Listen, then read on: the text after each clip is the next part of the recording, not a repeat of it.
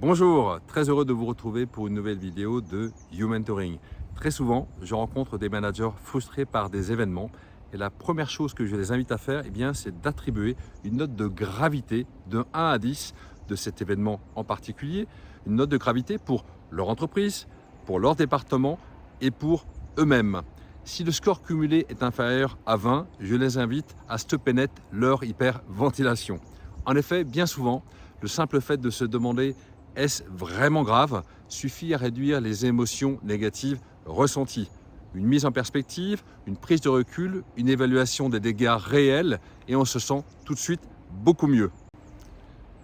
Aussi, mon conseil du jour, c'est de cesser de constamment comparer le résultat attendu avec le résultat final.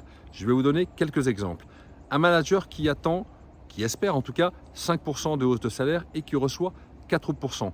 Va-t-elle concentrer son énergie sur le point qu'il ou elle n'a pas reçu ou sur les 4% de salaire reçu? Premier exemple. Deuxième exemple, une société qui se fait sanctionner en bourse après avoir promis à ses actionnaires 2% et qui réalise une honorable croissance de 1,8 dans un marché volatile, est-ce bien logique de la sanctionner? Est-ce bien logique de constamment se comparer à des prévisions qui datent de 12 mois?